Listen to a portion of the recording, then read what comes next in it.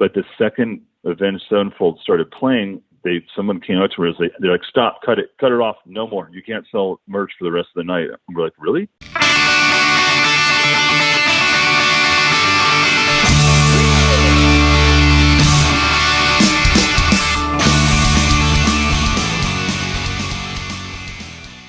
Welcome, everyone, to This Was The Scene, the podcast that takes a look back at the late 90s, early 2000 punk scene. I am your host, Mike Doyle. Before we begin, I want to welcome everyone back to listening to this podcast in this new year of 2025. Sorry about the delay at the end of 2024. I just need a little bit of a break before I got back into it. Plus, scheduling all of these new episodes took a little bit more time than I thought. But I'm back in action and ready to fucking do it. Also, before we begin, Shades Apart is playing a show January 25th, and we'll be celebrating 25 years of Eyewitness. Come witness this rare full album performance at Crossroads in Garwood, New Jersey. You can click the link in my bio for tickets. Panic Division is an electronic rock band founded by vocalist and multi-instrumentalist Colton Holliday. Known for blending electronic soundscapes with rock and pop influences, the band creates a polished, emotionally resonant sound. The discography includes standout albums like Verses, Songs from the Glasshouse, and Touch, showcasing a mix of cinematic synths and introspective lyrics. Over the years, Panic Division has built a dedicated fan base with their innovative style and genre-defying approach to modern music.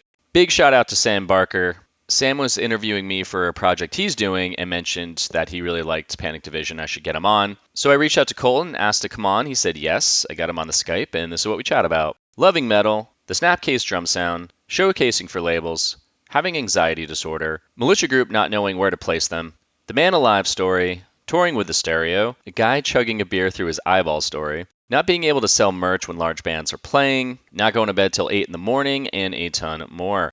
Check out his album Touch and be on the lookout for his new album this year. You can click the link in my bio to go right to his Spotify. Lastly, I do explainer animations, which I mention in pretty much all these episodes. So if your company's looking for a way to explain what you do in 60 to 90 seconds visually, then hit me up at mike@drive80.com. I can send you some samples and pricing. I've been doing this for 14 years, so you could say I'm okay at it. That's all I got to say, so feel free to subscribe, leave a review, and share this with anyone who would love some punk rock nostalgia. With that said, let's get started. I was getting interviewed the other day by this guy, Sam Barker. He's from the UK, and he was talking about, he's like, yeah, I'm a big fan of the militia group. He's like, you should reach out to Panic Division. I was like, oh, let me, see if you guys are down. So he said, yeah, so I appreciate you saying yeah to doing this, man.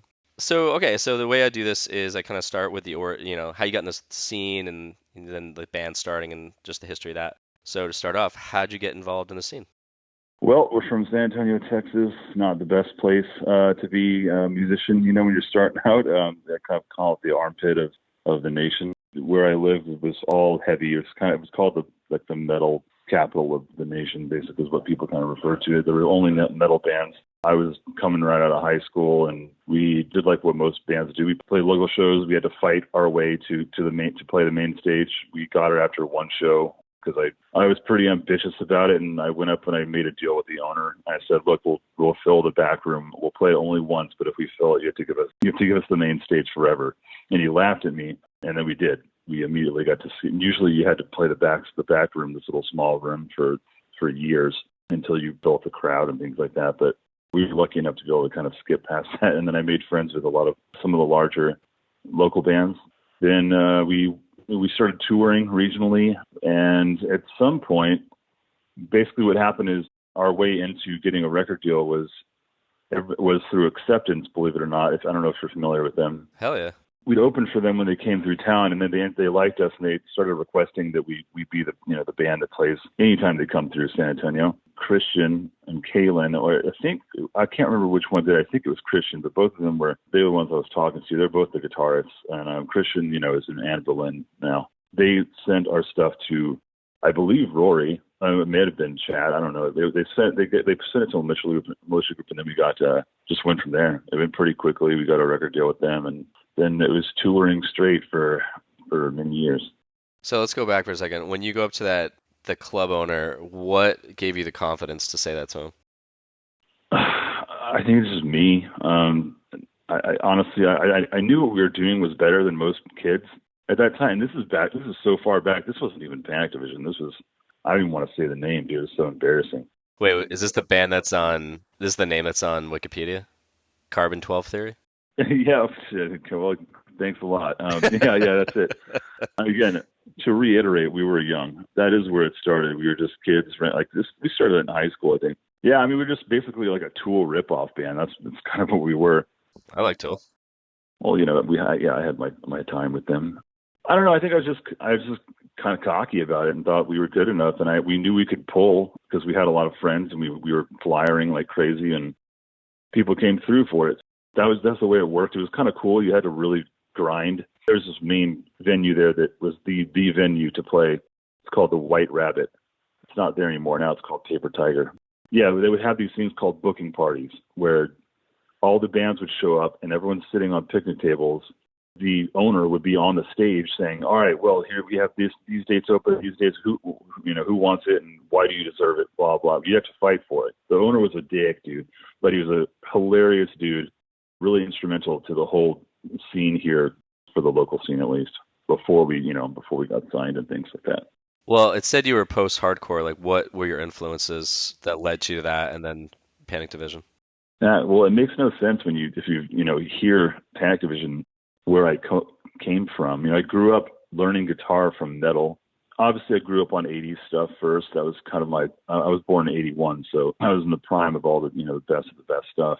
But, when I was a young adult, I was really heavily into metal, just typical stuff. Like I learned guitar by listening to Metallica and then Pantera. And there are a lot of other bands that really influenced me back then. Like Silverchair was like, I saw how young he was and just wanted to learn how to play like that. There were tons. Any like punk bands though, or like hardcore bands that were? Yeah, so I was a huge fan of like Strung Out and Face to Face. Those were, I think, my two favorites. Face to Face, what was that album? The one with the phone booth. Oh, Jesus Christ, I have it right here. Yeah, it's the album that had all the good singles on it. It was a horrible recording. Big Choice. Yeah. I mean, that as far as punk rock. Yeah, I wasn't really. There were other punk rock bands too, but Strung Out was probably my favorite. But I was more of a hardcore kid, so constantly driving to Austin, which is like an hour away from here. I was big into the original Victory records when they first started. They were only hardcore. And talking about Militia Group, kind of the label we were on, they were kind of like if you like one band from them, you're probably gonna like all of them. It's kind of like that with Victory in the old days. Snapcase was massive influence on me, just like Quicksand and shit like that. Those were huge bands. Once I really started to get a little older and really be serious about trying to do music, all that stuff on Victory, dude.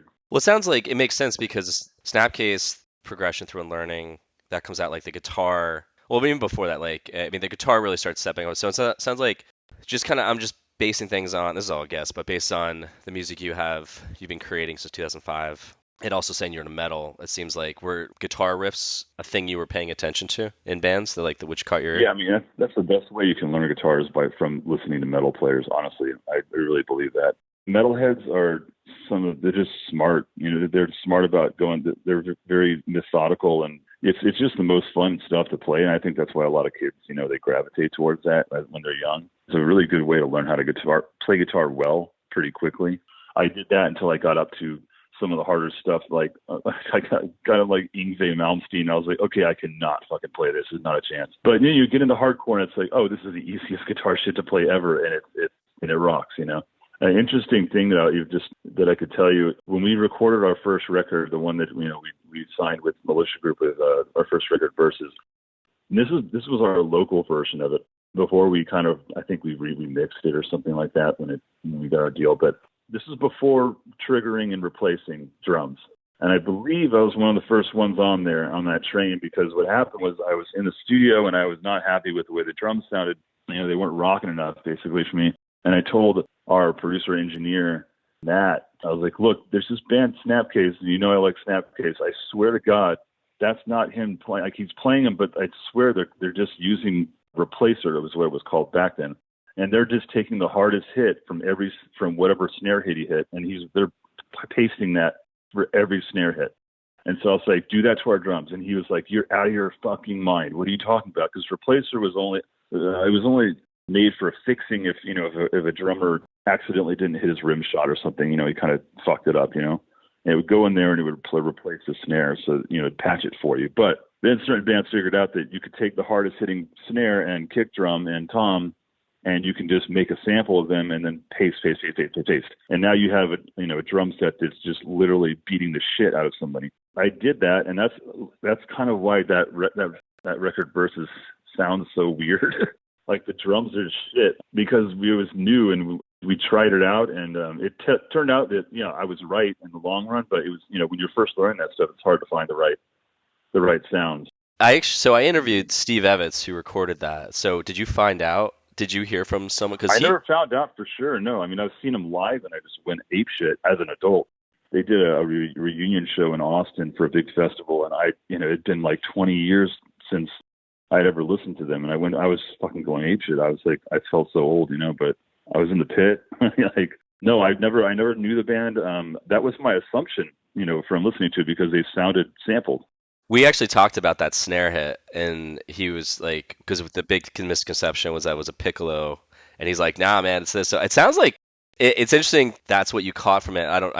I think that he didn't do that, but that's interesting that you're like kind of paying attention to like, I think this is the way shit's going around, so this is the way that I want to do this in the studio. Well, he's also an incredible drummer. That guy. I didn't like until when I saw them live, it made me realize, holy shit, this guy hits hard. Yeah. And if you're doing that on a piccolo, that would make sense, He was just a great drummer. And I was seeing him at, when he's an old man, but still, they were really fucking pocket. But, regardless, it kind of got me there and got me into, which is now, this is what everyone does, or most bands at least. So you change over to Panic Division, and you're already established in San Antonio. When you guys first get together, are you like touring out of state, or are you staying in Texas and just going to Austin and Dallas and the closer, even though they're like 3 hours away? Yeah, so we had our management at that time was this guy, Baron Bodner, and he lived in LA. He was managing Yellow Card right before they were breaking through. So he managed us and Yellow Card. And then his two guys that worked under him ended up being our managers after him because the guy went to prison, which really kind of fucked us because we were flying up there. We were showcasing for almost every single major label in LA. We went into it. We flew out. To answer your question, we were already touring everywhere on our own. We were paying for our own tours. We were booking them. One band that helped us in the beginning, which made, again, no sense, but we're really grateful, with Scary Kids because they're nothing like our band, but they liked us and they were already established and doing this shit on their own without a label, and we would do a lot of tours with them. Yeah, we ended up in LA doing the show. I don't know if you know how showcasing works, but we went to this large rehearsal space, and the rehearsal spaces, there's different rooms that are larger, smaller ones, larger ones. They have stages in them and PA systems. It's just like a small venue. And the one we went to was the one that like the Chili Peppers use, and then everyone used this one. And in fact, while we were there, this is so long ago, dude, we went down the hall because we heard music and we were kind of wondering who was in each room. And then Matchbox 20 was in one of them, and they're just literally playing like 3 a.m. or something like. And they stopped and we're like, yo, what the fuck is going on? And the bass player's got a bong on top of his amp, and he's like, y'all want to fucking hit this? And our bass player's like, yeah. I was more like, just leave him alone, dude. Like, I was kind of like, leave these guys alone, dude. It's amazing. We even showcased for Ross Robinson there, who did Korn, and Glassjaw. Yeah. And one thing that I'll never hear the end of, our drummer at the time, my friend Carlos, we played for him, and he was like, yeah, he told our drummer that he was a better drummer than Glassjaw's drummer, and he's still telling people that to this day. But it was really awkward because you're in a room and you're with a small PA and you're playing songs. If one label comes in, like let's say Capitol comes in, you played like 3 songs. You're having to like really rock out on a small stage with no one in there. They're just sitting on a couch right in front of you. Then you're done, and they're like, thanks. They leave, and then right in comes Maverick, whoever was around back then, right? And you just do this for hours. It did eventually get us to the top of Capitol Records. That didn't pan out. We ended up leaving with free CDs. When you're doing that, though, aren't you sitting there just being like, this is so fucking lame? Or did you kind of dismiss that and you're like, dude, just go for it? I fucking hated it. I hated it. I absolutely hated it. There was this, I was stoked that we were in LA and we were getting, it was really exciting, don't get me wrong, but the actual process of it is fucking terrible. And I knew too, like back then, I was like, this isn't going to work out. We're not ready yet. Dude, this wasn't even Panic Division. This was the band name that you named that shall not be named. When also Panic Division, by the way, is like, it's just, I've hated the name pretty much since we've had it.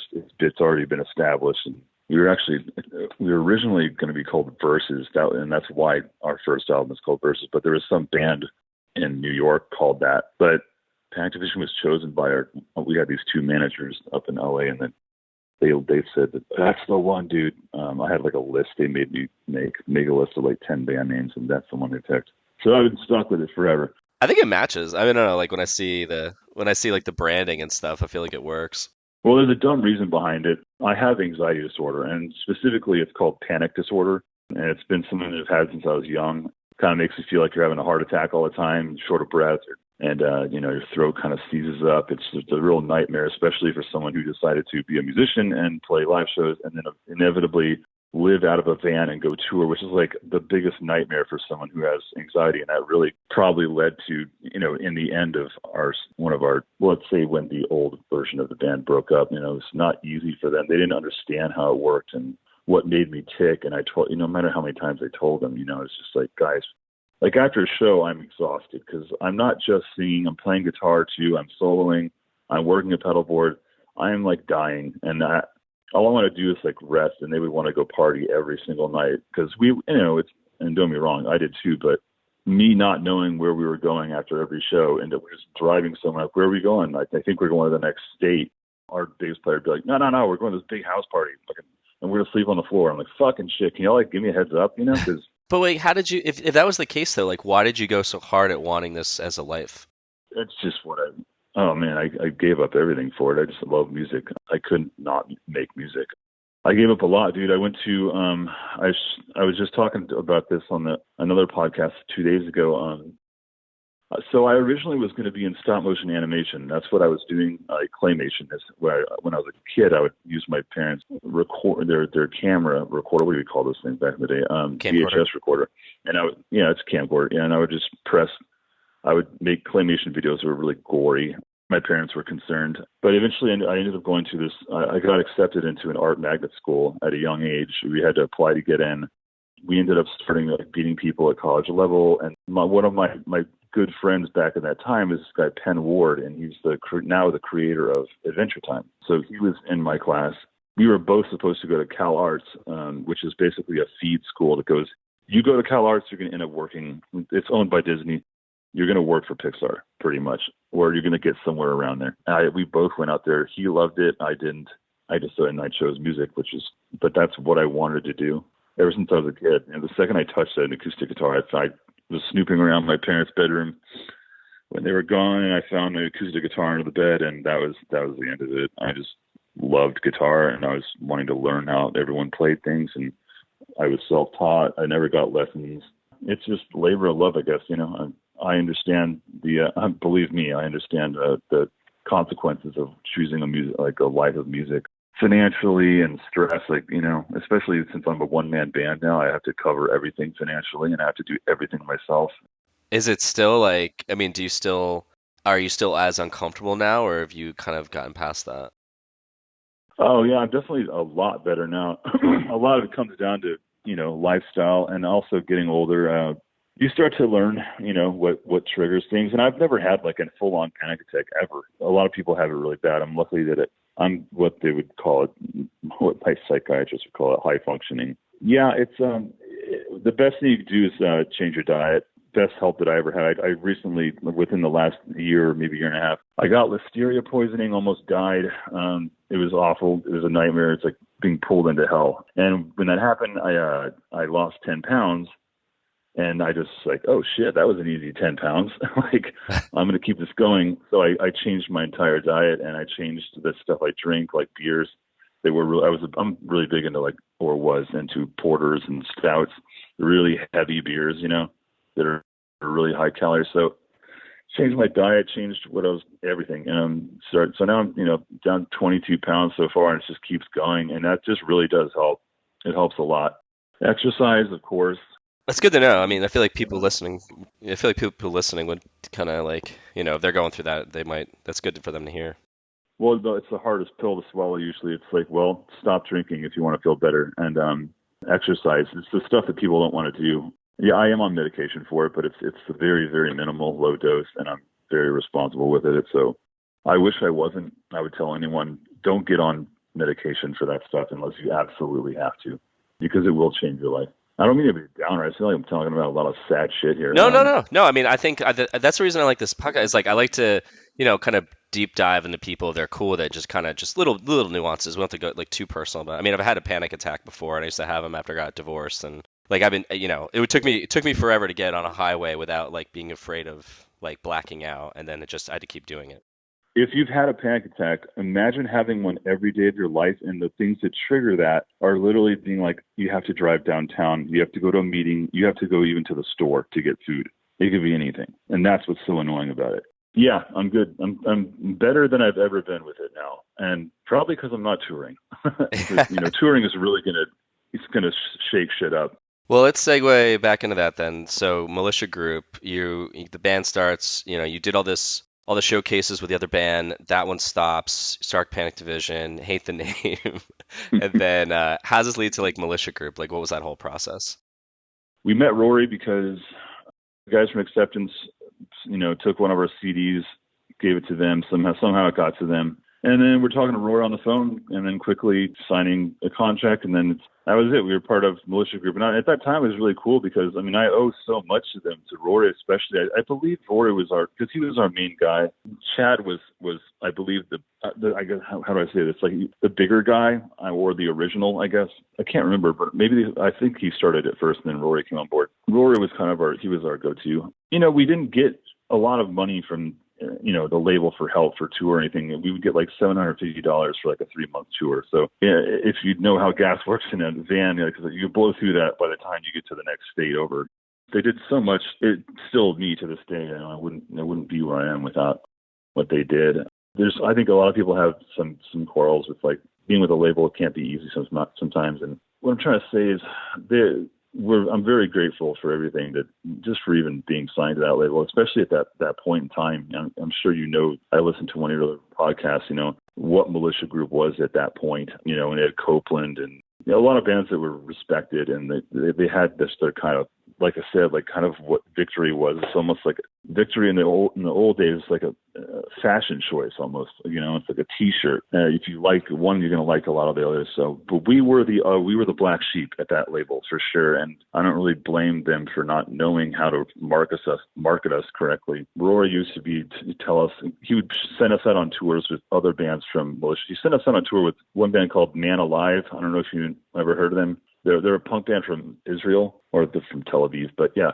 And that ended up being like one of the fucking most grateful I've ever been, was meeting those guys, because that was a trip, dude. And we loved their band, but they were a small band, so we were playing to not many people. And Rory would tell us, he'd be like, I just don't know where to put you guys. Like, I don't know what this music is exactly, kind of, or I'm paraphrasing, right? But I'm just like, I don't either. It's 80s revival rock. That's all I know how to kind of say, is the dreamy 80s stuff. And we didn't fit with any of the bands at Militia, basically, So yeah, that was the closest thing you could do at the time. And, it's not like he's going to go put us on tour with like Appleseed Cast or something. I think the thing with Militia Group is that they had these big sounds, like you said, Copeland, Appleseed Cast. I mean, yeah, like Love Drug. There was like this like airy sound to the guitars and shit. I don't know. Just like, it was like just made space, I thought. So when I'm listening to your guys' stuff, it definitely I could see where he was like, I could see this working, but also I'm not sure if the audiences are gonna be, they're gonna get it. Yeah, it's hard, and it's hard. It's better now since I started on my own, But back then, yeah, we were definitely like, I think we described it as like being on the fence, We weren't, I believe maybe Roy said that, or maybe I said it to Roy, but it's like, we're on the top, like, hey, it's like you're sitting on top of the fence, like, choose a side. Are you going to be emo, or are you going to be like emo core? Be something. But we wanted to be different, and we were trying to kind of achieve this thing, and we never quite pulled it off perfectly. We would have, had we stayed together as that group, but somebody fell in love, and that's what happens, and that'll break up a band real quick. But we're missing a lot of stuff here, that big stuff that happened on tour. I mean, we got to play with a lot of big bands, and Yeah, talk about that. On that note, though, just based on writing for so many years, if you had the ability, if like you were told and you were open to it back in 2005, 2006 to write like the other bands that were on the label, did you have the ability to do that and you decided not to, or you're like, I only know how to write what I can write? I think, but it's two things. I just write what I write. That's just always how it's been. I'm still that way. I just kind of it's a state of consciousness, stream of consciousness kind of thing. My play style has always been kind of me because I'm self-taught, and I was really, really underwhelmed with. I didn't like the emo scene. I thought almost all these bands were a joke, and I realized that like we weren't as popular, you know, and that we were. I knew we were better musicians, but we weren't there yet. We were still trying to figure out like how do we get to where we're going here with this music. Like, but you know, most bands we toured with, we were just like, God, this is embarrassing. I hate this fucking band. But like, and then there were some that we really, really, really loved. Like Man Alive, I can't say enough about. And maybe I'm just biased because we toured with them. But funny story, really quick about Man Alive. Like I said, they're from Israel. And when we met them, and we did a tour with them and another band called Racist Sun. And this is a really wild tour. It's a long one. Man Alive's guitarist, his name is David, and he spoke basically like Borat, very close, right? So heavy accent. This tour went on for maybe 2 to 3 months. He was constantly talking to us, like trying to give us. He had like a little cooker thing, like it was a can that you could heat up outside, and it would be out in the cold in a parking lot, making what he called mountain goat soup. And he'd be like, "We want some soup? Mountain goat soup. It's good for you, good for your throat." And we're like, "Dude, David, what the fuck? What is that?" And he's like, just drink it. And we drink it, and he'd be like, "It's made of mountain goat. The nuts are in the mountain goat." And we're like, "Oh, dude, David, what the fuck?" And him on stage every single night, that is how he speaks to the crazy. "Hello, everybody. I am David. We're Man Alive. Let's go." You know, and then he's doing the typical, like, he's catching huge air, like punk rock jump air. You know what I mean? He's just bouncing around the entire stage. We're just in awe of this guy. Like, he's wearing Speedos at the pools. He's hairy. Like, he's just doing the wildest, weirdest shit. And he told us, I believe Rory, yeah, this is coming back to me now. I think Rory, what I'm about to tell you, Rory was in on. I think he didn't tell us. David would be like, it'd be free, like, I don't know, almost zero or below, like freezing outside. And have no shirt on. Like, dude, aren't you cold? He's like, when I'm cold, I go inside myself and I imagine that I'm warm and then I become warm. This goes on for 3 months. We're on the last day of the tour. We go to McDonald's. Us, this band Racist Sun, who was like a pop punk band, and Man Alive. We all eat in there as our like last dinner at McDonald's, of course, right? And then we come outside. We're in the parking lot, and then David is like, "Everybody, come here, huddle around," because we're all saying bye, right? Sad night, right? He's like, "I just want all of you to know that I just fucking punked all y'all, bro." And his voice completely changed into this Dallas Texan accent. What? And all of us were like minds blown because we spent months with this guy who we think is completely like from another world. And he got us. He kept in character for 2-3 months straight, did not break. And I tell that to Rory of Militia Group, and he's laughing. He's like, "Oh yeah, I think that's something they do to the bands when they tour." I'm like, fuck.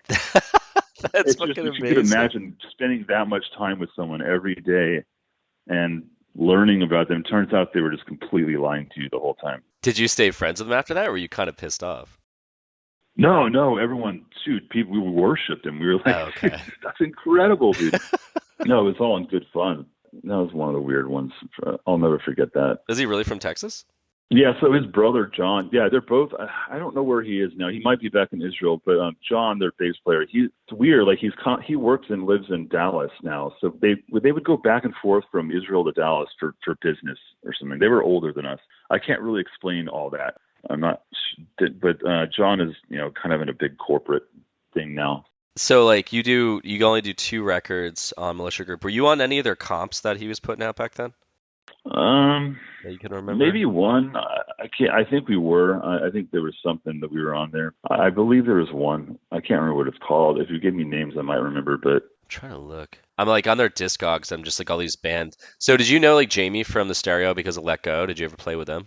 Yeah, so here's what's funny. I did not know who Jamie was or the Stereo was back then, but Rory set up with them, did a tour with them. It was a kind of a shorter one. Went from like I don't know, like all West Coast down into like Texas or something. Our merch guy Danny, who like all the bands that we toured with, they were in love with Danny. He was just like, like guy's guy. He's down to do whatever. They would steal him and put him in our. We'd be like, "Where's Danny, dude?" And then the other band kidnapped him, and now he's like in their van until the next state. But he was like flipping shit when he found out we were going to tour with the Stereo because he was big into them. Jamie was fucking hilarious because I remember. He would do warm-ups at soundcheck, and he would sing the Folgers Coffee song. The best part of waking up. And he'd go really loud, like really high on his Folgers in yoga. Like, but super high pitch, right? And so that's how every day started for us, was listening to Jamie do the Folgers song. I love that. And I remember him doing that soundcheck in this shit bar that we played. We played to like no one in this particular. It was in El Paso, which is a really hard place to get kids to go out. But we watched a guy chug a beer through his eyeball. What? Never thought I'd see that in my life. And it doesn't even sound real, but he told us he could do it. He was like a veteran. He could chug this whole beer through my eyeball. We're like, yeah, and we started talking shit. We're like, no, you can't. Shut up.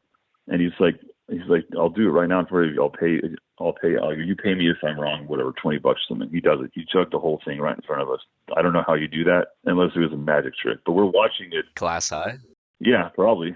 Yeah, that has to be the only way it could have been done. Jesus Christ. How many, did you guys go on any tours that you got, like, it was like a big tour where you're playing in front of big rooms, or was it always kind of a struggle? We were getting bigger and bigger. Like, unfortunately, when our guitarist left, it was while we were on one of the bigger tours, and we were about to head up to Canada, and we were also apparently talking to I think Wind Up Records at that time, which was not the right label for us, but we were just stoked because that was a big label back then. I think they had like Nickelback and stuff like that. That's not what we were trying to do. I'm sure that's kind of what our band sounded like in comparison to all the other Militia Group bands. When you listen to Copeland and they go to us, it's like a night and day thing. I was a big fan I loved Copeland, but yeah, same. The biggest tour. We had the biggest things that happened with us were like one-off shows. Like, we played Freeman Coliseum here. We opened up for Coheed.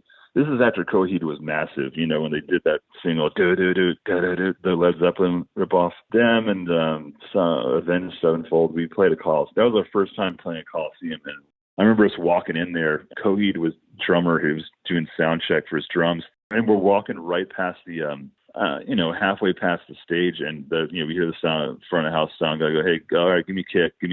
And then it just goes, doom, doom. And our drummer turns to me just like, what the fuck? We never heard, because we realized we were about to actually have sound like that for the first time. That's when we found out you're not liable to. That was the first time we found out about the rule of you can't sell merch when large bands are playing.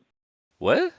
Yeah, we were selling out of our merch. Everything we had on our merch bin was made for like multiple tours, like all our T-shirts, all our albums, gone.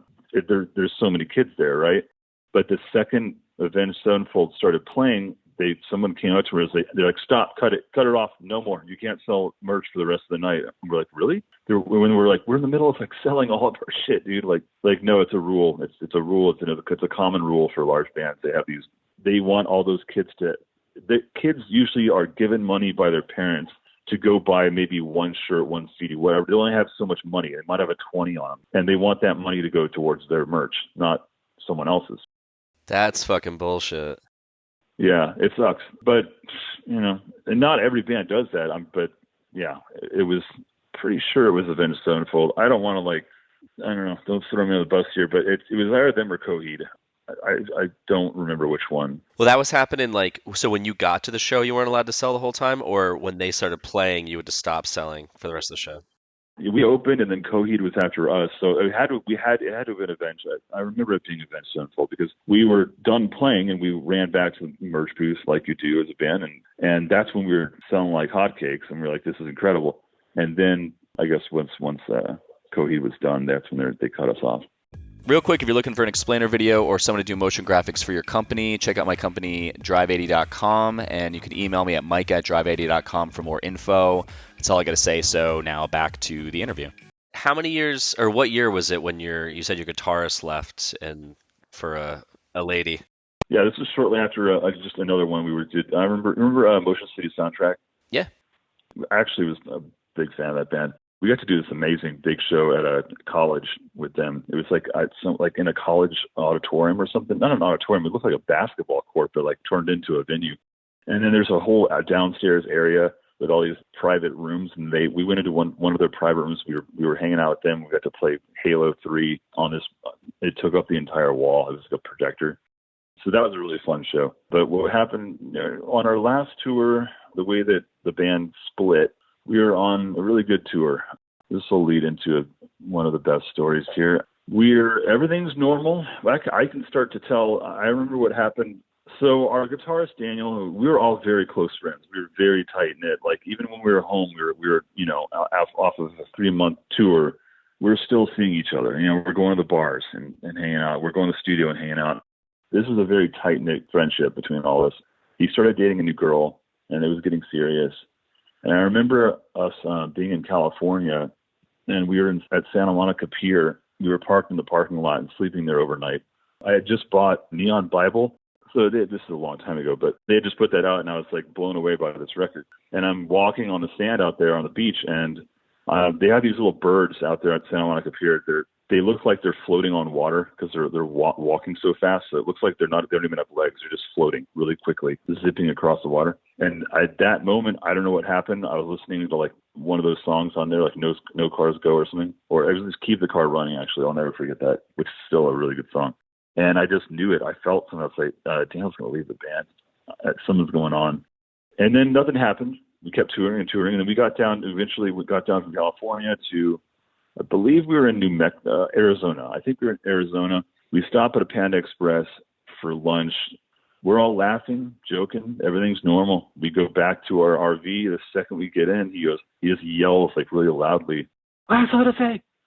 And we're like, "Whoa, what?" He's like, "I quit the band." And all of us are we don't say anything. We're completely in shock. Like because everyone had been working so hard for so many years. And everything just kind of just gone. It was done. We were just gutted. What year was that? This was 2008. Well, this was at the height of us doing our second record. We were so in shock and so upset we couldn't talk. I had it the worst. He said, he was like, "I'll do one more show, but then we're going home." And that last show was a fucking nightmare. It was so embarrassing. We got to that venue, and me and Tavis, our bass player, we're like, we're furious and we're upset, and we know it's over. But we still have to play this show, right? And unfortunately, there's a girl coming from a local newspaper to write an article about and a review on our show. She's about to walk in to see the fucking worst breakdown of human beings ever. We got so hammered before that show because we were so upset and didn't know what we were going to do with our lives at that point. We weren't going to go on without Daniel. It would be like Nirvana, kind of. I can't compare the two, but it's like if Dave Grohl left Nirvana, they probably would have stayed broken up. But we got so hammered, me and Tavis mainly. We go on stage. I'm furious. I start getting all of it out. I break 3 strings on my guitar on our first opening song within like 30 seconds because I'm hitting my guitar too hard. So now my guitar doesn't work. So I throw my guitar, and this is a Gibson Lucille. This is a $4,000 guitar. I'm so angry, I just throw it at a wall, and it's like a concrete wall, and it just smashes against the wall. Now I'm just down to a mic, and I grab the mic, and I grab the mic off the mic stand, and I go and I sit on the drum riser right in front of the kick drum. And Jesse, our drummer, is like drumming like, "What the fuck is going on?" He's like, "Oh no!"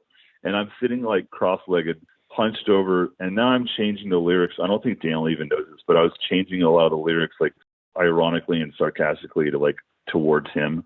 Certain like lyrics I would change. You'd be like, "What does it fucking matter?" Or, you know what I mean? Like a certain dumb shit. And then Tavis throws his bass at the wall, and it completely shatters the headstock off the bass. So like now it's basically down to just like track playing, like our electronics, and a drummer and me like murmuring into a microphone. And this chick is in the crowd there to do a review. We never saw the review. I would love to see that if I could find it. But she just watched the whole band completely be eviscerated, you know, and like break down. And our friends, this band Caddisfly, they were with us on that tour. They saw it happen. And I'm still friends with Bo, their drummer. He's in this band called Small Pools, and they're pretty fucking big now. But yeah, they're all there watching it, just like, damn, man, that sucks. And this band Strata, they were on that tour, I think. What city were you in? It was, I believe, well, this would have been New Mexico because we said it was going to be our last. I don't remember the name of the venue. I just know that it had a pub, and then on the side of it, connected to it, was a venue, a pretty small venue, like a dark kind of black venue. But it was a large pub in the other room, like a big racetrack style bar. Okay. This must have been. It had to have been New Mexico because we said that was going to be the last one, and I believe it was in New Mexico. If not, it was definitely Arizona. But well, why did he announce he was quitting the way he did? Was that like his style, or it's weird? That's how he is. He's a non-confrontational kind of guy. He would rather not say anything rude. So I could tell he'd been holding that in for a long time. And I also knew it was coming because he was on the phone with his new chick, which he's now married to, by the way. So, and they've got kids and they're doing great. He made the right choice. I'm really grateful for a lot of it too, because, you know, it let me take music into my own hands and continue it. And now I'm making music that I want to make. And we weren't agreeing already on what we wanted to do with music. Daniel was getting more into this really stuff like Forte, really chill, like chill hop kind of stuff. Our dude Diego, who did a lot of our electronics in our band, they started getting much closer when they formed a band called AM Architect. They're still around today, still doing their thing. So that's what he wanted to do. He was just more interested in doing, you know, like downbeat, really chill electronic stuff, instrumental. I still wanted to do stuff that had, you know, not heavy rock. I wanted to do more dancey kind of. Back then, I remember us being really into Mute Math, and that changing a lot of how we wanted to make music. I love that band. We were so into them. We ended our show and they were playing the same city as us, down the street from us. We like kind of rushed through our set and then just left our fucking gear right there and we drove right down to their show. And then years later, we were doing all the Warped Tour and we were on Warped Tour with them, so we got to see them for free every day. You know. Holy shit. Warped Tour obviously was a huge one. Another shout out for Rory getting us on CMJ Festival. That was right when we got signed. We were pretty much immediately driving to New York to play at CBGB's. It was called CMJ Festival, and it was 3 bands showcasing there. It was Paramore before they blew up. They were just they were just starting to blow up. Yeah. But not quite yet. It was us, Paramore, and Scary Kids. And that's what got us into like Spin Magazine, or Spin.com. Like, they called us the best band of the night, which is funny because if you look at Paramore now, Paramore's incredible. And I think Hayley Williams is like one of the best front women, just as far as stage presence. She's incredible. She wasn't that, though. Back then, she was not what she is. No, it wasn't. It kind of seemed like a joke, and it was like, okay, I get it. It's a hot chick. She's young. She's getting prepped for the whole thing, and it was all a deal. Apparently, those deals were just for her, and it wasn't about the band members. It was just she was signed. No, it wasn't. I thought it was kind of I thought there was kind of whack. Like their first single, Pressure or whatever. I didn't like that stuff, but long run worked out really well for them. Yeah, now her voice is always kicked ass, but now her stage presence is like fucking ridiculous. It's so good. Yeah, I mean, she just commands. She just owns the entire thing. Yeah, it's wild. So like, but that's so keep going. Going to Daniel. Sorry about that. He's a guy that he's non-competitional. So, and I don't believe in that. And neither does our bass player Tavis. He's still one of his best friends to this day. We're the kind of people who just like, if we have a problem, we're gonna fight it out right now. We talk about it now. We fucking bury this shit. Daniel wasn't that way. That's why he exploded. I'm sure he didn't want to do it, and he felt bad about it. I would assume he was talking to his girl at that time, and she's like, "You gotta tell him, like, you gotta do it," something like that. At some point you have got to say something. It's weird that he did it on tour, though. I guess he just couldn't take it anymore. And I know he wasn't happy with. He was frustrated with me and Tavis about. I don't know. I can't remember what it was. It could have been a million things, but. They used to tell me that I was the biggest asshole to tour with, and I was hard to deal with. And that changed me as a human being, because I was like, I was constantly thinking, dude, why does everyone say I'm an asshole? Because they're believing other people that are saying I'm an asshole, and I don't think they understand that I'm having anxiety, and it's hard to deal with. but I'm doing my best, like I'm literally touring here. It's the worst thing I could do, but I'm doing it. So I really spent years and years and years kind of taking that to heart when you left and saying, like, it was my fault. We didn't talk for a long time. And so just kind of changing myself to be like, what's wrong here? What do I think? How was I acting to people? Was I being a fucking dick? And I've got friends now who were in the band who told me that, yeah, you've changed a ton. Like, it's completely different. Or were you just like uncomfortable internally the whole time, and so obviously out externally you're gonna like kind of pretty small fuse with shit? It's not that I really had a temper. I think it's the way I talk to people, and it's the way my voice sounds. Honestly, it gets me in trouble all the time. When I hear my voice and the way it sounds, I just sound ruder than I really am. I was cocky back then, but my way of dealing with stuff was to fuck with people and like joke around and pranking people I don't know, man. It's hard to say. It feels like forever ago. Basically, I can put it this way: all I want to do is make people laugh all the time by giving them a hard time. And a lot of times that gets me in trouble more than actually making someone smile. Still to this day, that's been sometimes an issue, So it's like all I want.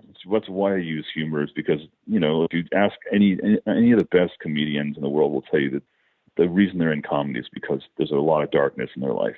So that's how I cope, is with trying to, and that doesn't come off the right way. Yeah, that's how it ended. But it's kind of good that it did, because now I get to run stuff myself, and it's fucking stressful. I have to do everything. Well, it's been how many years now? 16 years since then? Probably more than that. It was 2008, I guess. I mean, yeah, 2008.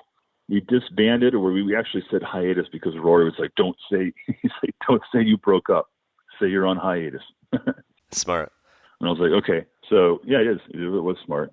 We did that, and we just stayed indefinitely on hiatus until I moved to New York, because Tavis moved there, and our bass player. I moved there to start. We tried to keep. I wanted to work on music, and that's where he was. So I was like, all right, I'm going to move to New York. I'm really unhappy here.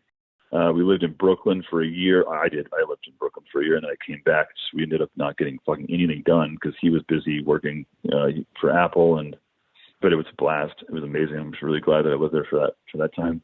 What year was it? It was 2009 when you moved there? That would have been 2009 or 10. Yeah, and 2009, I believe it could have been 2010. It's one of those two.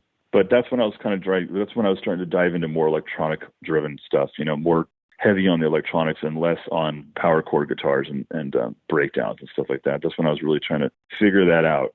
That was the beginning of kind of a new sound for what it is now. When you started talking, I was like, holy shit. I was like, wait, you're the singer. So, hey, your voice is fucking good. It's awesome. It's very strong. I appreciate that. Have you I know we're all way ahead, but I don't know which one you're referring to. I don't know what you're listening to, but I listened to a little bit of Versus, and then I listened to Touch, like that album. Okay. Like Graveyards and shit. You went from the beginning to end. Yeah. Yeah. I was like, because I wanted to compare. I want to be like, what's the difference between now and then? And I was like, there really isn't. I mean, obviously there's an advancement. Your voice is so deep when you talk, and it doesn't sound like that when you sing, so it's wild. Yeah, I get that a lot. Yeah, it's a very baritone voice, but I don't actually. My wife just walked in. What am I considered? What am I? Tenor? I'm a baritone, but I can sing higher than a baritone. Anyway, she's a choir director, so she knows all this music theory shit. I love that your wife walks in and you ask her that. Yeah, she just walked in from work. That's funny. But it's a very low voice, but somehow it's just different when I sing. I don't know how to describe it. I guess I've molded it over the years. Used to be able to sing a lot higher. I'm definitely feeling that now that I'm in my 40s. Well, yeah. Having to pitch down songs just a little bit, maybe one semitone, maybe a full semitone, probably. You ever a Saves the Day fan at all, or listen to them? Oh yeah. I mean, the original, the first album for sure. And then actually, damn, when we were on tour, I can't remember the name of the album, but it was a new album. They put out more of an aggressive album, and I remember us being like, "Fuck, this is sick." Sound the Alarm.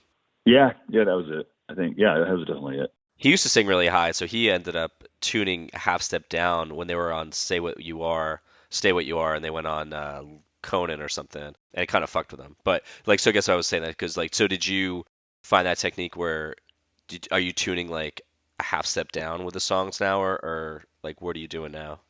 I was tuning too high. We were writing songs. Well, in the old albums, it was Sometimes I would say a lot of time I was singing too high because I could feel it live. I was like, this is way I should not be singing this high. Ever since I started going on my own, I started finding the right key for my voice. And I still have that problem where I just write stuff too. One interesting thing is like, not only can I write a song too high for my voice now, I mean, it's normal. Like, you just got to kind of find the right pocket. But my big problem is I'll constantly write songs that are too fast to where they don't groove. They just kind of sound rushed. And I think that it has to do with me having a faster heart rate because of anxiety. So like I could be easily sitting right now at like, I don't know, 120 over 95 or something. And so that kind of reflects in the music and the BPM, like the beats per minute, you know? So I have to constantly go back, and we're using like really expensive software for a song that's already done, like an $800 plugin called Serato Pitch and Time. We've used a million times probably because the song's too fast, and we're able to stretch the song down to get it to a slower BPM while also pitching it down if I need to, without any loss in quality. Mostly, that is one problem I still have. But how often do you play live now? And I'll start wrapping this up soon. But like, how often are you playing out? Not. I mean, just really what I'm doing now is I built a studio in my home. It's a pro studio, small, professionally treated, where I'm now producing and mixing for other bands, and I'm doing it with my good friend Anthony Diaz de Leon. He's been our engineer since the beginning of time, since the very beginning. He was an intern for our original producer, Mac Damon. He's just been a friend for, ever since. He's been my right-hand engineer for my entire career. So now me and him are, not only writing my new record, I always sound like he's part of the band because he's the only guy around, for me to get an opinion from. We're working on my record. This is getting really close to done. It'll be out next year.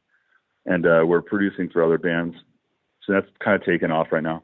I'm just kind of picking and choosing who we want to do. Because you don't play out a lot, or just not at all, like, I've always thought that if a band doesn't really do that, they're like, fuck it, man. I can make whatever album I want because I won't have to worry about recreating this live. Like, do you feel like that gives you a little bit more freedom? Yeah, actually, very true. Yeah. Yeah. Yeah, totally. I don't give a shit about like cheating now. It's not that I'm cheating really. It's just that I know that there's guitar parts that I'm doing that are going to overlap or something like that, or dueling guitar things. That, there's a lot of stuff. And of course, all the electronics. Like I'm doing lots of shit now that I would have never known how to do back in the day when we were signed, like doing that different kind of music. We were a heavy band back then. Now it's more of a dancey pop kind of a dreamy 80s kind of stuff, but synth pop. So there's a lot of electronic stuff going on, a lot of chops, vocal chops, lots of weird shit going on that just I would need a ton of members to pull that off. Did you ever listen to Kid Dynamite at all? Yeah, I know him. I never listened to him really though. So the singer, he did that. He did None More Black, which is on Fat Records. I talked to his old drummer, and he's like, yeah, so his name's Jason, and he does this band called Former Member. And he's like, the reason I love this is he's like, because I could never play any of this shit live, so I just like give myself that complete freedom. So that's like what I thought about when you said that. No, I love having it. I'm just more of a writer and a producer. It's really where my heart is. I was always that way. I was told Tavis, Tavis, our bass player, when we got signed, he went gung ho. He was the one that made everything happen. Like we would have been nowhere. We would have been a band without him. I was writing most of the music for everyone already, 80% of it or something. So I was writing the drums and the bass and some of the guitar, but Dan was doing a lot of his own stuff too. But Tavis was the guy who made all the tours happen before we were signed and shit like that. But my point is, when we got signed to Militia Group, me as a person having anxiety and shit like that, I would have probably gone and we would have been dropped. But Tavis was like, get on the fucking van. Get in the van right now. We're going on fucking tour. I'm like, fuck. All right, fuck. And I'm just terrified, dude. It ended up being the absolute best time of your life. And it also has a bit of this kind of PTSD thing going on. It's also the hardest thing you could possibly do. I mean, especially when you get into Warp Tour, doing like all the Warp Tour in like 2005, we would be in a load-in would be 10 a.m., maybe 9 a.m., and we're in the mud, and we had to push all of our gear through wet mud in like 110-degree blistering sun. We're sunburned. We're completely destroyed and tired before we even have to play. It's brutal having to tour, but it's also one of like the most rewarding thing ever, and you'll have stories forever. And we have some stories that I don't think I'll ever tell in an interview. Some that I could say, not really.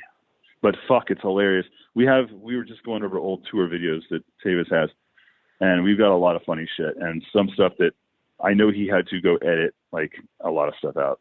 Oh yeah, dude. That's yeah. Through the years, I always say this in interviews. I'll get here's the thing, and then I'll have the interviews over, and they're like, all right, here's some other stories. I'm like, holy shit. Yeah, I mean the best ones are the private ones. It's like it's like your own little almost famous movie. It feels like that. That's why that movie is so good. Anyone that's ever toured as a band, that's why they connect with that. They connect even more on a higher level, I think, with that movie because they convey it perfectly. I mean, it's just done so well. Have you looked at any of the videos that you have on YouTube? Because I just put in Panic Division Warp Tour, and there's like 2 videos up of you guys playing.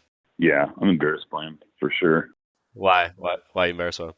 Just because of me, dude. The way I look, the way I dress, my hair, like it's stupid. There are a lot of mistakes that I made, like just being dumb. I don't know, man. I always make fun of Tavis in that video because his legs are like flailing around everywhere, and he's dressed like Huck Finn or something. Yeah, definitely. He had his jorts were like his thing, It was rough playing that stage, especially for me, like being like I'm like 6'5", dude. So like, you feel like you have no room at all. And the sound can be really fucking bad on the Ernie Ball stage. So I've kind of heard it sound really good sometimes. It kind of depends on the sound guy. And it depends on, wind and, how the weather is. Who does the branding, the design for your Instagram, for all the artwork and stuff? Yeah, so that's me. I'm actually a designer for a living. So I do branding, web design, album artwork. So yeah, I've done all of it from the very beginning. Even the video, like our music videos, I direct them. Even back in the day, like when we were on Militia Group, we had 2 videos we did. First one, I wasn't really a big part of that. We just kind of they found the location for us. But the director for those first 2 was this guy, Daniel Isaac. And he ended up just small world, dude, because we always got compared to this band and I hated it. Panic at the Disco, because we were around first, but people said we ripped their name off and like, guys, we were on like years before them. But he ended up being the guy in that video, the guy that's the groom in the wedding video or whatever. That's Daniel Isaac. He used to he would direct our music videos, and he moved to California and did all that. And then he ended up being in like, what's that, MasterChef with Gordon Ramsay. He was on TV. Oh, really? Anything after those 2 videos, all of our other videos that we have, like for Touch, basically the 2 videos for Touch, I directed those and wrote, we was part of the editing process and color correction, all that stuff. It's really good. But it looks big. It's for a band that doesn't tour and have any backing, like it looks like you have a big budget when you're doing one of the videos that I've seen. Yeah, I mean, we did that for like very, very little money because I'm lucky that my friend Diego, who is our electronics guy on the first 2 records, he's a videographer. Thank God he's my friend because I've learned. I feel like this is the perfect opportunity for me to shout Diego Chavez out because I think he's had a little bit of. I never quite got an answer, but I think he feels like I learned a lot from him, so much from him about how to. I mean, he showed me how to make electronic music literally in high school. And then we went off and, started touring, but he didn't want to tour. So we did it without him and we wanted him to, but he was really instrumental, like very instrumental in showing me how to do basically everything I owe to him, like with electronic, as far as the electronic end of it. That's where I learned the ropes was from him. He was a DP on the videos for Touch and, he helped me out as, financially and then there will be more, coming up that I'm sure I'll be working with him on. But that's what I do for a living. I'm a designer, so I do all of our branding because it saves money, and I am a designer, and I get full control. So, but it puts a lot on my plate, man. Yeah, dude. I mean, I do graphic design and animation, and like anytime I talk to someone who does that, I'm on your website right now, and it's just really fucking good, dude. Thanks, man. Yeah, really good. Yeah, I mean, I've been doing it for a long time professionally. I think I started the LLC for that like 2013, but I'd already been doing it since. It started because I did I was doing our artwork for Panic Division in the early days, like for Versus, our first record. And then all these local bands, were like, who did that? And it's Colton. So they would start hiring me to do like their artwork. And that's how I got into it, was just doing album artwork for bands. And I still do this day. I mean, what were some of the bands from back then? Well, you wouldn't know any because they were just small local bands. But I mean, the most notable one, like the biggest one, I guess, is Nothing More. I mean, they're huge now. I just posted that on my Instagram, actually. 10 years ago, I did their album art for an album that was like their breakthrough album. They blew up, and now they only played massive shit. Like they played with Deftones, Slipknot. I mean, everyone, dude, everyone big. We just had a 10-year anniversary of that album coming out, and they had me come and do like a special limited edition vinyl and limited edition CDs and kind of update the design a bit. And then I also submitted that for award. I don't think they even noticed. I didn't tell them, but it won an award, an American Advertising Award. Oh shit. For design. How much of this is now I'm just geeking out. Hydra Melody, that CD on your website. How much of that did you design? Did you collaborate with anyone, or did you do the whole thing? No, I did that. Yeah, that was all me. Damn, dude. They wanted jellyfish, actually. So I got to say that he brought up jellyfish. Like that was what they wanted to do. So that's what I rolled with. So for us, the last two questions. Actually, you know what? I'm going to ask this in the last two questions. So Sam Barker, he was like, big fan of yours. I asked him, I was like, hey man, what would you want to know? So he asked this. He said, what kind of grand concepts inspire you? Your music breaks so far out of the usual post-hardcore alternative scene. You're like a U2 size to him. Eternalism especially is horizon wide and captures all these nostalgic but also forward-thinking ideas about embracing the future. Is that something you aim for, and how does it feel to succeed in that? Okay, there's a lot to unpack there. Yeah, that's a lot. Well, it's interesting that you brought up U2 because there are probably two guitarists that really like changed who I was, how like made me the guitarist that I am, and obviously the Edge is probably number one. Back in Joshua Tree days, that was just massive. Once I growing up with U2 was one thing, but then as a guitarist, learning how to literally use a dotted eighth note delay pedal, and then seeing all the possibilities you can do with that, which is basically all the Edge does. That became huge. That's why I got into more dancey kind of rhythmic, arpeggiated kind of guitar stuff, was because of the Edge. Another guy who was really instrumental is David Gilmour. The emotion and the way he conveys emotion with a guitar just by doing bends with a whammy or vibratoing with a whammy, especially on my all-time favorite album by them. And I'm really not like a Pink Floyd head or anything, especially I can't stand The Wall. I liked when they did Momentary Lapse of Reason. That was like a huge record for me. Those two guitars, and there's obviously a lot more guitarists, that I grew up on. When I'm writing, my inspiration comes from life, and that's why you asked earlier about me, like, what would I do, or, why am I doing music? Is it worth it? Whatever. I just don't have any other. It's like a personal journal for me, and I'm just writing about what happens in my life. And in the early days, a lot of that's just whining about an ex, and I try to get away from that and kind of, in the last couple albums, really kind of branching out and singing about. If I'm gonna sing about heartbreak, I'm gonna mask it and use metaphors and put it in a way that people have to kind of decode things. There are a lot of, I don't think many of our fans know this, but almost every song I do, there are hidden meanings and a line here, a line there that only I would understand and someone else would understand, like an inside joke or a memory or something.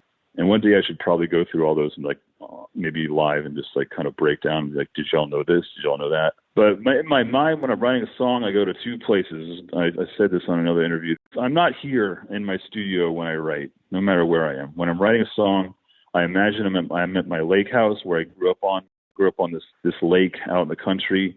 That's where my grandparents lived, where I grew up. It's like a lake rat. I was driving a Sea-Doo before it was legal. I'll go there. I don't know. It's kind of almost, I would say, like, not faith-based, but, that's where I get inspiration from. I imagine I'm somewhere that I love. And the other place is Las Vegas. Two polar opposites. Yeah, exactly. Yeah, you go from like God's country to Sin City. Yeah. But like Touch. There's two songs on Touch that are literally like love songs to Las Vegas, because we're big Vegas people. But I wish I could give him a better answer but it sounds like he already understands. Sounds like, yeah, that's the question. I wish I'd give him another guitarist that was really instrumental. There's just a lot. As an adult, my inspiration now comes from, I really should have been like an AR or something for a label, because I'm heavy into what's up next, And a lot of artists that I really love ended up breaking, and now they're huge. Like people like Holly Humberstone, I absolutely love. Gosh, who else is kind of somewhat more new? I'd have to go through what I do is I actually still buy songs. I don't pay for Spotify. I'm still kind of against that. Obviously, I have to let my music stream on it, but Because I'm a producer and a writer, I like to kind of collect songs that I think are great that I can kind of pull from, be like, how do they do that? I want to do something like that, you know. But I have to go through my iTunes and kind of look through who I've really been inspired by lately. But it wouldn't be what you normally kind of expect. There's a lot of good bands right now. It's a huge, I think, in what I'm doing in synth pop and indie pop, there's so many big things happening, and the whole 80s thing is coming back really hard now. And all these bands are doing it so much better than what I was trying to do with our band. You know, when 1975 came around, it just fucking destroyed. It was like, when they came out, I was like, oh, God, there it is. That's what I was trying to do my whole career that I couldn't quite figure out, you know, because I was too busy playing heavier stuff, you know. I mean, that's almost like saying like a surfer, right? They're trying to do the biggest trick back in the day, and now kids can do like a 720 or something off a wave, and they're like, yeah, I could only exactly. think about that. How did you get here? It's like, well, we just saw through the years people trying until we got to here. Well, now kids, you know, for one, I've told this as well in other interviews. I always say, never be the first to do something, because you're going to be the one that's trying to figure it out and you know, racking your head and pulling your hair out, and then someone else gets to learn from how you didn't do it right. And then now, you know, kids nowadays, like skaters, that was a perfect analogy. I used to say that about skaters because I was a skater growing up like my whole life. And we'd be on a half pipe and we see this, suddenly there's this kid who's like 8 years old and he's doing backflips and like 540s or whatever. And it's just like, dude, what the fuck, dude? With music, it's incredible now what kids have at their fingertips. They have an entire band in their computer. We didn't have these resources when we were back then, you know. Even YouTube wasn't a thing yet. And there's a big part of me that misses being, you know, playing with other people, because when you are writing for yourself now, and you're someone like me who just does everything, you start to question, like, is this good? Like, I think it is. I don't know. So I'm constantly calling Anthony, my engineer, and be like, dude, you're the only guy I got here, so tell me what you think. Is it sick?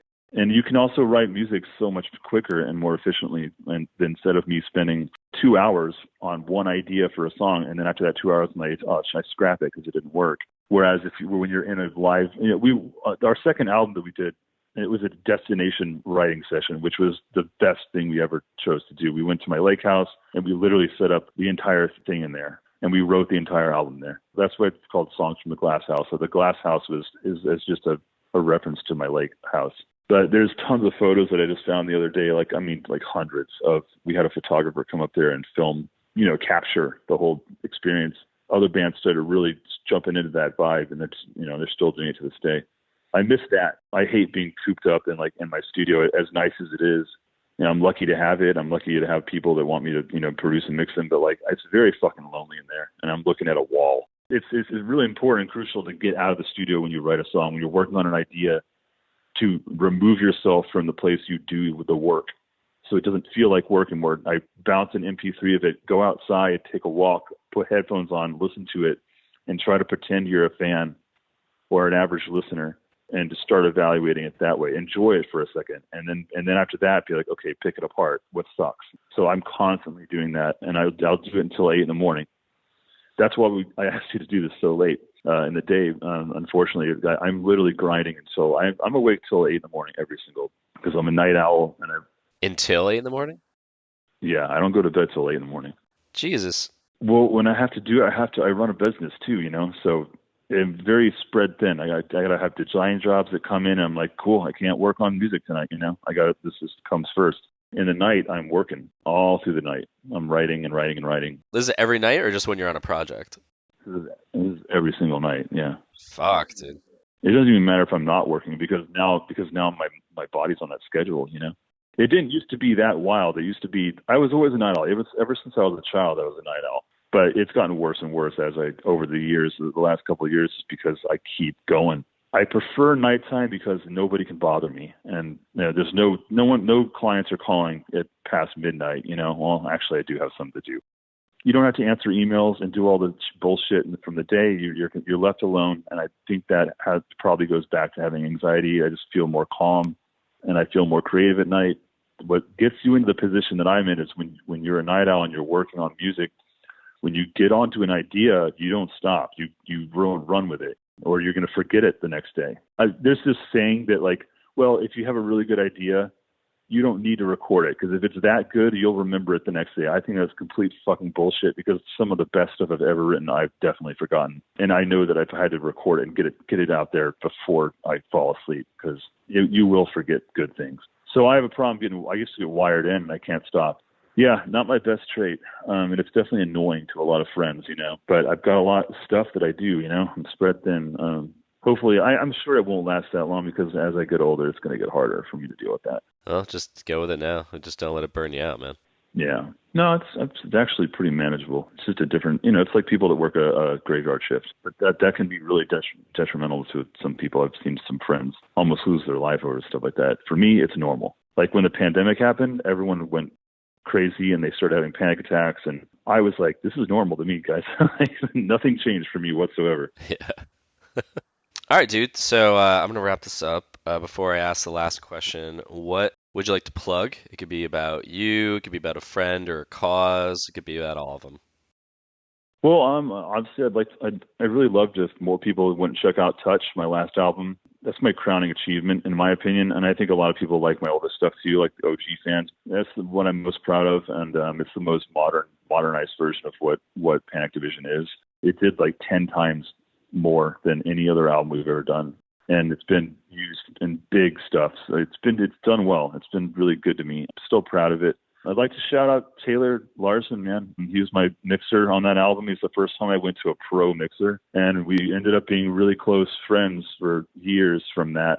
And I drove him insane, with mix revisions, but hearing him mix my stuff and getting like this radio ready mix for the first time in my life just really like fucking amped me, dude. It made me write songs faster and better. He was like so instrumental in showing me how, teaching me so many tricks with mixing, and I learned a lot about drum sounds from him. And he helped me a ton when I was building my studio. Just really influential. Yeah, he's fucking the dude's. He's a beast, man. Last thing I'd say check out is my new album's coming out next year. I'm hoping for summer, but it's probably going to be fall. But I am aiming for summer, because that's the kind of style of music it is. It kind of fits summer better.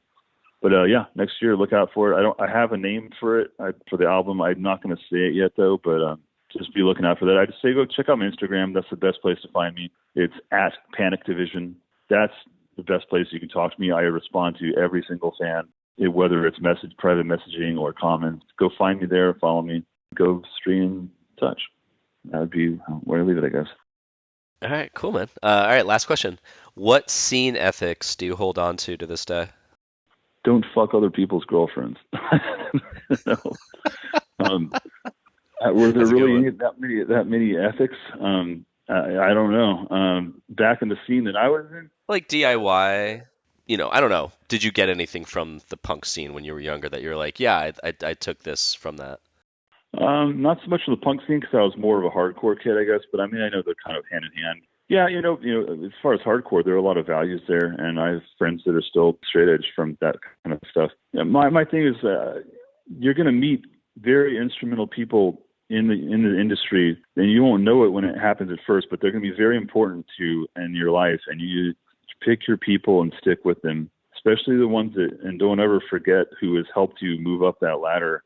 I have some great friends, and some who unfortunately have passed away, and they were a massive help in getting me where I am.